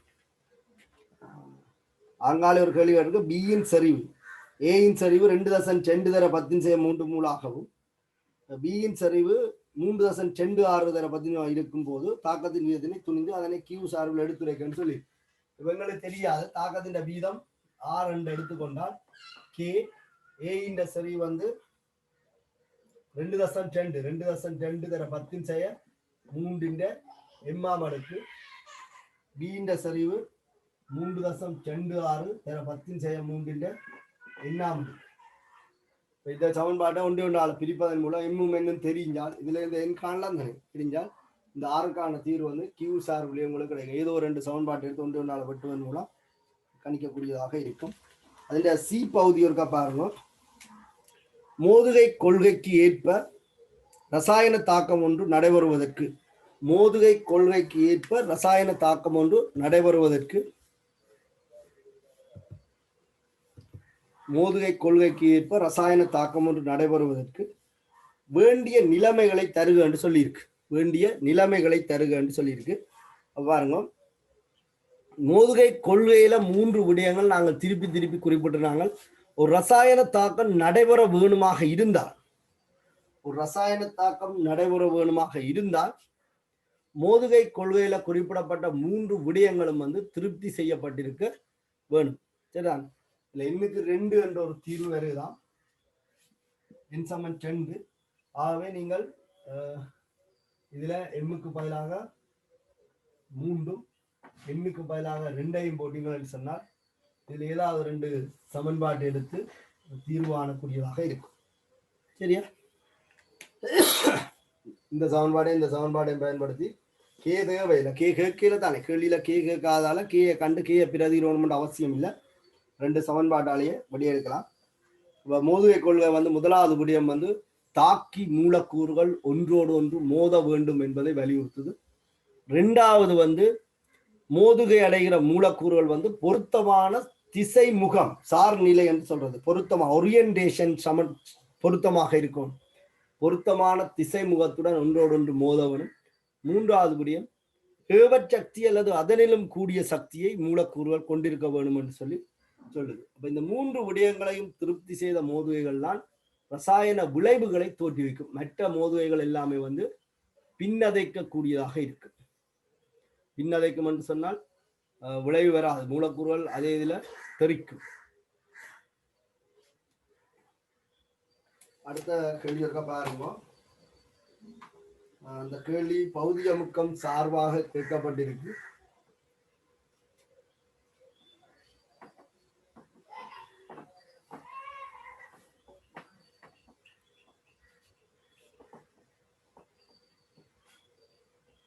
இதுல எத்தனை பேர் இதை செய்திங்களோ எனக்கு தெரியல. இதுல வந்து N2O5 என்ற பிரிகை சம்பந்தமாக கதைக்கப்பட்டிருக்கு. N2O5 4 NO2 ஆகவும் O2 ஆகவும் இது பிரிகை அடையலாம். ஏற்கனவே இந்த பிரிகையை பற்றி நாங்கள் பார்த்திருக்கோம். இதுல வந்து 400 கெல்வின் வெப்பநிலையில 400 கெல்வின் வெப்பநிலையில மீளும் தாக்கம் புறக்கணிக்கத்தக்கன்னு சொல்லியிருக்கு. ஏன்னு சொன்னால் சில நேரத்தில் இதுக்கு சமநிலை பேணப்படலாம். மீளும் தாக்கமாக இது சொல்லப்படவில்லை, சமநிலை இல்லை, மீள் தனக்காக புறக்கணிக்கத்தக்க அளவுன்னு சொல்லியிருக்கு. N2O5 கேஸும் சடத்துவ வாயு ஒன்றின் கலவை 8.314 டெசிமீட்டர் கனவுள்ள வெற்றிடமாக்கப்பட்ட குமிழ் ஒன்றினுள் இட்டு 400 கெல்வினில் வைத்துக்கொண்டு நேரத்துடன் T வாயுவின் அமுக்கத்தை அளப்பதன் மூலம் மேலுள்ள தாக்க வரிசை N2O5 அடிப்படையாக கொண்டு துணியப்பட்டதுன்னு சொல்லியிருக்கு. சரியா? அப்போ ஒருக்கா கவனித்து கொள்ளுங்க. இதுக்குள்ள வேறொரு வாயு சடத்துவ வாயுவும் புகுத்தப்பட்டிருக்கா. இதுக்குள்ள வேறொரு சடத்துவ வாயுவும் புகுத்தப்பட்டிருக்குது. 400 கெல்வின் வெப்பநிலையில அமுக்க மாற்றத்தை அளவீடு செய்வதன் மூலம் அந்த தாக்கத்தினுடைய தாக்க வீதம் அளவிடப்படுது. பாருங்க, N2O5 வந்து ஆரம்பத்தில் எடுக்கப்பட்ட N2O5 என்ற மூல் 0.125 மூல்.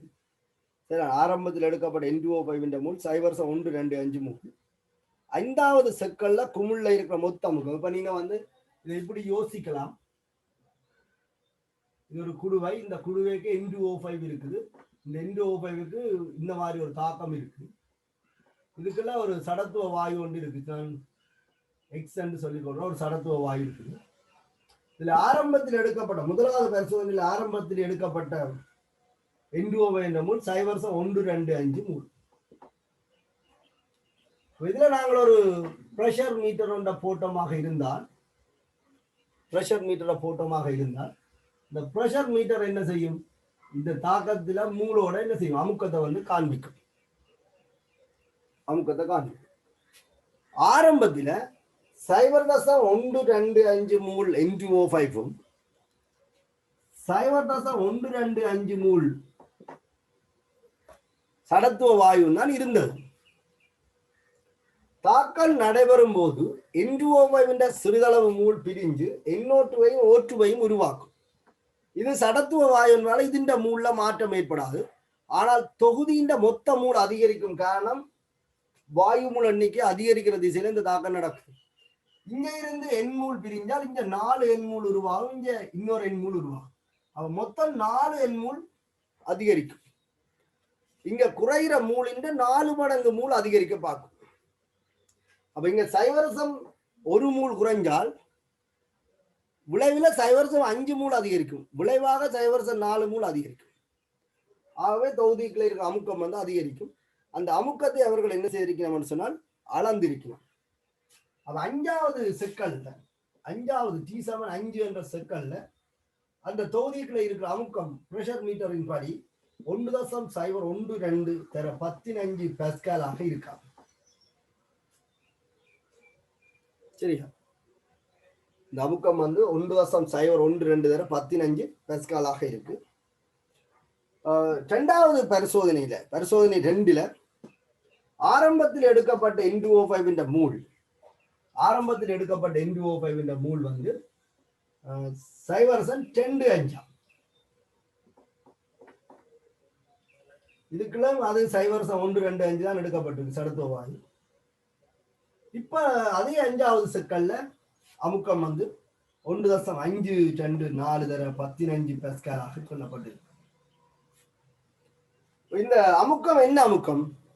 இந்த தொகுதியினுடைய மொத்த அமுக்கம். சரி, அந்த தொகுதியினுடைய மொத்த அமுக்கம் தான் இதுல குறிப்பிடப்பட்டிருக்கும். 5வது செக்கல்ல இந்த தொகுதிக்குள்ள இருக்கிற மொத்த அமுக்கம் தான் இது. இந்த தொகுதிக்குள்ள இருக்கிற மொத்த அமுக்கம் தான் இது. இந்த அமுக்கத்துக்கு யார் யார் காரணம்?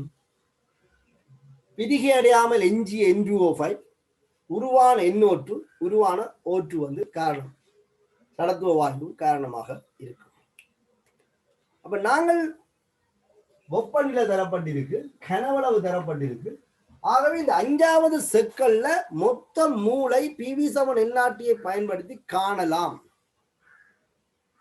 சரியா? 5வது செக்கல்ல அமுக்கம் தெரியும் என்பதால, மொத்த அமுக்கம் தெரியும் என்பதால நாங்கள் மொத்த அமுக்கத்தை காணலாம். ஆகவே அதை நாங்கள் செய்வோம். மொத்த அமுக்கத்தை நாங்கள் காணுவோம். கேள்வியில் பாருங்க 8.314 டெசிமீட்டர் கனம். அப்ப நான் முதலாவது A என்ற பரிசோதனைக்கு 5வது செக்கல்ல PV7 NRTயை பிரயோகிக்கிறேன். அமுக்கம் மொத்த அமுக்கம் தந்திருக்குது 1.012 தர 10⁵ பாஸ்கல். கனவளவு 8.314 தர 10⁻³ மீட்டர் கனம். மொத்த மூல் தெரியாது, 8.314 தர 400 கெல்வின். 400 கெல்வின். இந்த 8.314 இந்த 8.314 வெட்டுப்படும். இதுல ஒரு 10⁻2 இருக்குது, இதுல 10⁻3 இருக்கு, இதுல 10⁻5 வெட்டுப்படும். ஆகவே என் டோட்டல் முதலாவது தொகுதியில என் டோட்டல் 1.012 கீழ் 4 என அமையும். 0.2 4 5 3 என காணும். சரியா? இதற்கு பாருங்க இந்த தொகுதியில மொத்த அமுக்கம் வந்து உங்களுக்கு இந்த மாதிரி வருங்க. இதுல சுருக்கல் மிஸ்டேக்கள் இருக்கலாம், சுருக்களை செக் பண்ணி கொள்ளுங்க.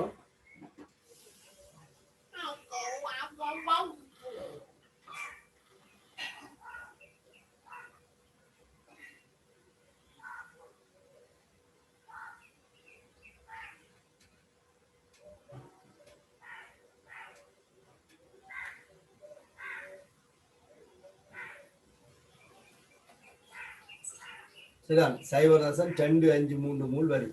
இந்த மூல் இந்த 5வது செக்கல்ல இந்த கலவைக்கு இருக்கிற மொத்த மூல். அதாவது நாங்கள் இதை சாதாரணமாக சமநிலையில படிக்கிறது மாதிரி கலைஜமாக இருந்தால், சமநிலையில படிக்கிற மாதிரி கலைஜமாக இருந்தால் எப்படி நாங்கள் கலைச்சிருப்போம்? ஆரம்பத்துல இருந்த மூல் 0.125 T7 நோட்ல T7 5ல எக்ஸ் மூல் பிரியுது அல்லது எக்ஸ் என் மூல் பிரியுது என்று சொன்னால் இங்க 4 எண் மூல் உருவாகும், இதுல எண் மூல் உருவாகும். அப்ப இந்த T7 5 என்ற நேரத்துல இருக்கிற மூல் 0.125 எண் மூல், இதுல 4 எண் மூல், இதுல எண் மூல். அப்ப மொத்த மூல் என் டோட்டல் வந்து இது கழிவட 0.125 சக 4 எண் மூலாக இருக்கு. இதுதான் எங்களுக்கு எவ்வளவா இருக்குன்னா 0.253 இருக்கு. 0.125 சக 4 எண் சமன் 0.253 இருக்கு. இதுல இருந்து நாங்கள் என்ன காணலாம்? இந்த மாற்றத்தை காணலாம். 5 செக்கல்ல ஏற்பட்ட மாற்றத்தை காணலாம். நீங்க அதை பாத்தீங்கன்னு சொன்னால் 0.253 இருந்து நீங்கள் 0.125 கழிக்கணும். இது யாருடைய மூல்? இதுல இருந்து வந்த மூல். மற்ற இதுண்ட மூலையும் கழிக்கணும். எக்ஸும் இருக்குதான். அப்ப எக்ஸின் மூலம் சேர்த்தான் டோட்டல் மூல். அப்ப இது சமநிலையில N2O5 இருந்து வந்த மூல் சக 0.125 மூல். இது எக்ஸின் மூல். இவ்வளவுத்தையும் பார்த்தோம்னு சொன்னா அது இந்த மூலுக்கு சமனாக இருக்கு. சரியா? அப்ப நீங்கள் இதை கழிக்கும் போது இதை கழிக்க சைவரசம் 125 எக்ஸின் மூல் சக 4 என் சமன் சைவரசம் 128 என அமைது. இதையும் போய் கழிச்சிங்கன்னா 4 என் சமன்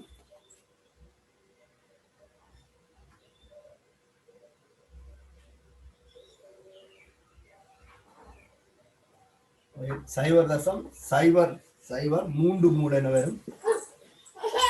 என் சமன் சைவரசம் சைவர் சமன் 3/4.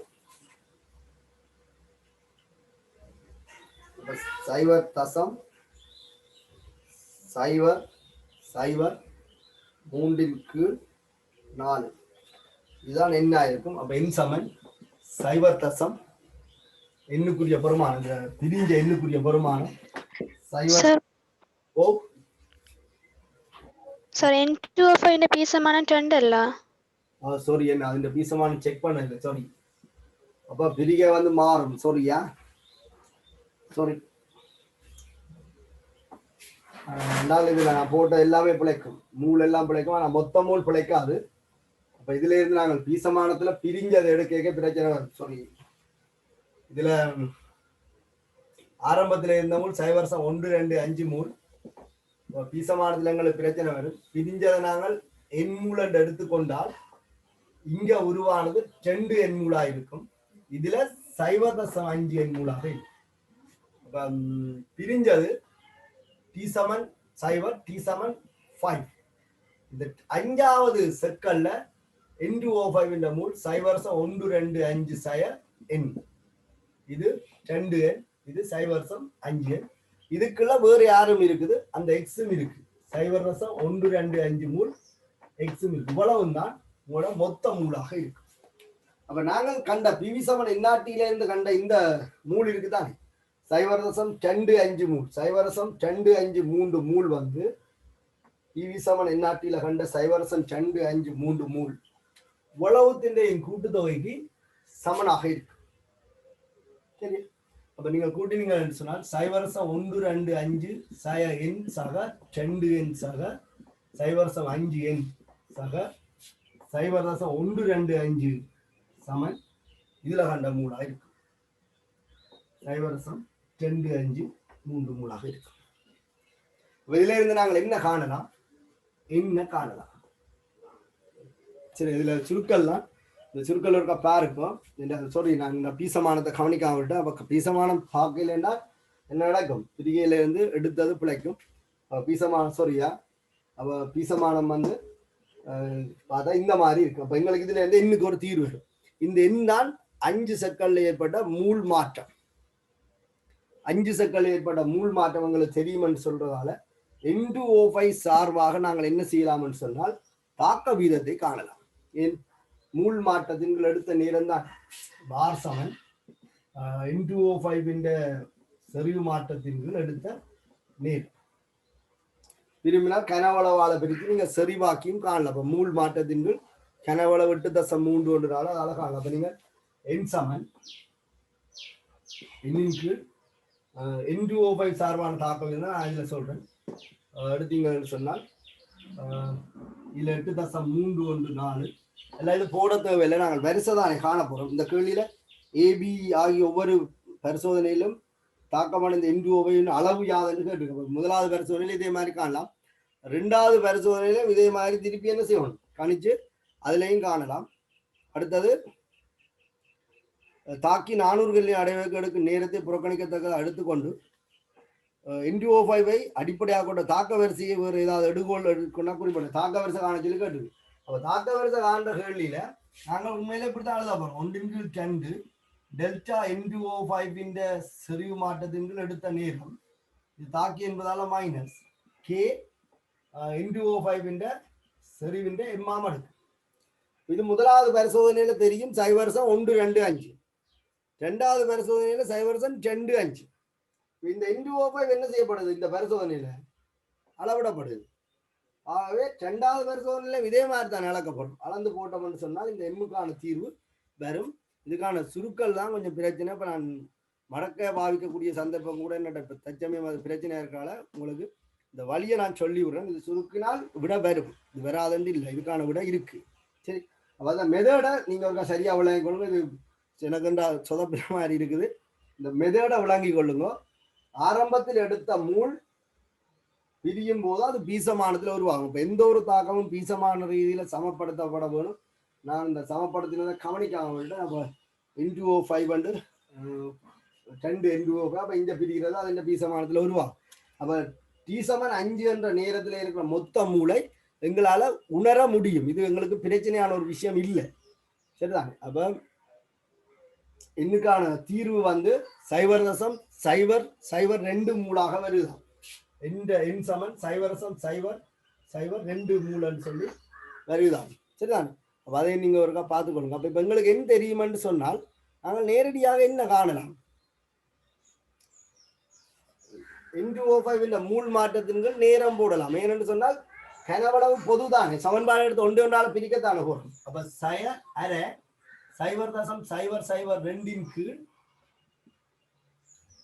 நேரம் 5 செகண்ட். எல்லாருக்கும் நேரம் 5 செகண்ட். அப்போ கே இவருடைய சரிவு 0.125 அதுடைய மாமது. இதே மாதிரி நாங்கள் அடுத்த பரிசோதனையில அணுகுவோம். இதே முறையை நாங்கள் அடுத்த பரிசோதனையில வணிகினோம்னா இன்னொரு சமன்பாடுங்களுக்கு என்ன செய்யும் கிடைக்கும். அந்த சமன்பாட்டில் நாங்கள் வெட்டினோம்னு சொன்னால் கே வெட்டுப்படும், எண்ணுக்கான தீர்வு கிடைக்கும். அப்போ எப்படி நாங்கள் இந்த N2O5 செறிவு மாற்றத்தை கணிக்கிறோம் என்பதை இந்த பரிசோதனை வாயிலாக சொல்லிடுறாங்க. அதாவது தொகுதி ஒன்றின் அமுக்க மாற்றத்தை அளவிடுவதன் மூலமும் தாக்க வீதத்தை நாங்கள் அளக்கலாம். கணிக்கிறோம் நாங்கள் படிச்சிருக்கோம். அதே ஒரு அளவறு ரீதியான கேள்வி மூலமாக இதில் கேட்டிருக்கிறோம். அவர் தொகுதியின் மொத்த அமுக்கத்தில் ஏற்படுற மாற்றத்தை அடிப்படையாக கொண்டு தாக்கின்ற செறிவு மாற்றம் அறியப்படக்கூடியது. சரியா? ஒருக்கா நீங்கள் இந்த கேள்வி ஒருக்கா செய்து பாருங்க. செய்து பார்த்துட்டு எனக்கு ஒருக்கா போடுங்க. நான் அடுத்த வகுப்பில் வேணுமெண்டா திருப்பி நான் செய்கிறேன். ஏன்னா இதில் உங்களுக்கு சில இதில் குழப்பமாக இருக்கலாம். இது குழம்புற கொண்டும் இல்லை. மொத்த அமுக்கம் பிவிசமன் என்னாட்டியே மொத்த மூலையும் பயன்படுத்தி நாங்கள் கேசஸில் செய்கிறவையில தான் பார்க்குறோம். சமனில இந்த T=5 என்ற நேரத்தில் உள்ள மூல் கணிக்கையை கொஞ்சம் கவனமாக பார்த்தீங்கன்னா சரி. சரியா? ஓகே, நான் இதோட இந்த வகுப்பை நிறைவு செய்கிறேன். இந்த கேள்வி ஒருக்கா செய்துட்டு எனக்கு ஒருக்கா போடுங்க பார்ப்போம். நான் அடுத்த வகுப்பு நான் இந்த கேள்வி ஒருக்கா செய்து. சரியா?